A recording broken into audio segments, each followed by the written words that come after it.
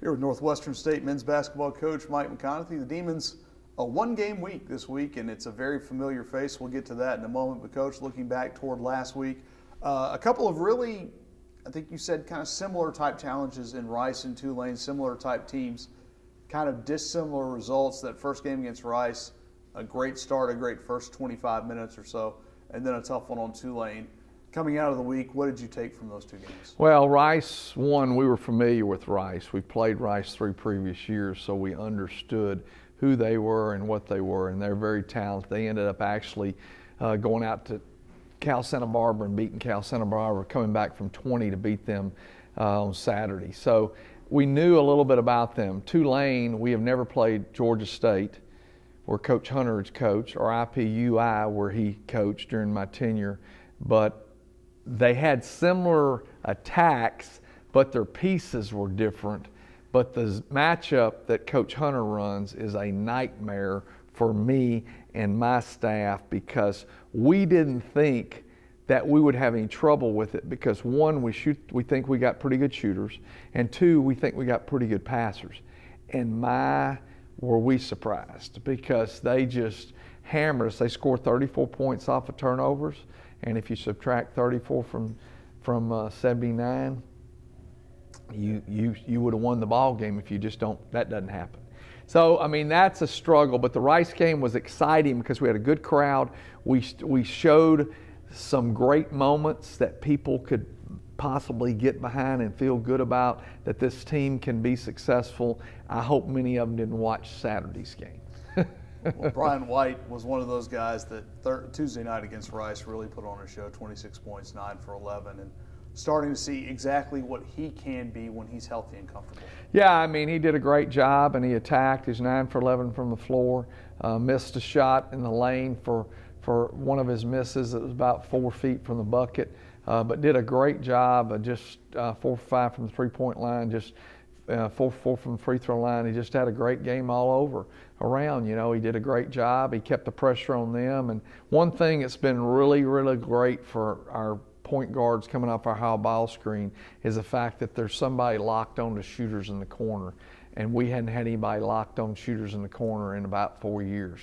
And so that really makes a lot of difference, because it gives him freedom. He can also dribble through and clear and kick the ball back out to people, and he'll get better and better at that. But he did a great job. It was a good kind of, you want to say, coming out for him, because I never felt like last year, you know, he ever got his feet underneath him to where he could show what he could do.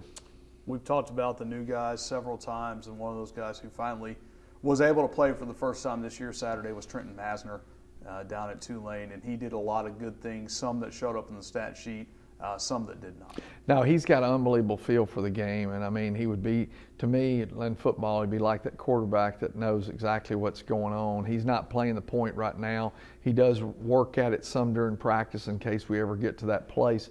But he just really, he made a beautiful over-the-top pass to Dalen and made some other good plays, made a nice shot. But just the feel of the game, and today one of the coaches came up to me in practice and said, "Coach, did you see him call the post guy out for the ball screen because it was late in the shot clock?"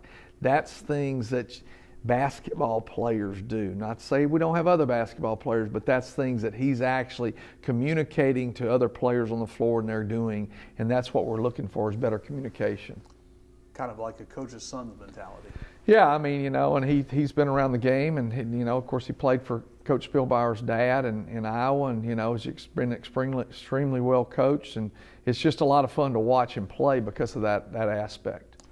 You faced a lot of Louisiana teams here in the early going. You'll face another one Tuesday night in Louisiana College. This is a rivalry that stretches a long way back for Northwestern, but it's also a relationship between you and Rennie Mason, their head coach, that I know goes back a long ways and built on mutual respect. Yeah, I mean, Rennie's a great guy. Coach Moore and Rennie have a great relationship. I have a great relationship. Coach Simmons, everybody has a great relationship with Rennie. He's just a great guy, really works hard, very passionate about what he does and tries to do it the right way. And you know, they're going to be a difficult match because it's a guard down situation, and people that don't understand, when we say guard down, sometimes it's harder to guard down than it is to guard up because of speed and quickness, and sometimes being big can be a problem because of the quickness that the other team possesses and their mobility, and they'll start 4 guys around 6 feet and another guy about 6'4", 6'5", and we're going to have to be on our A game, and it's just because it is such a tough game.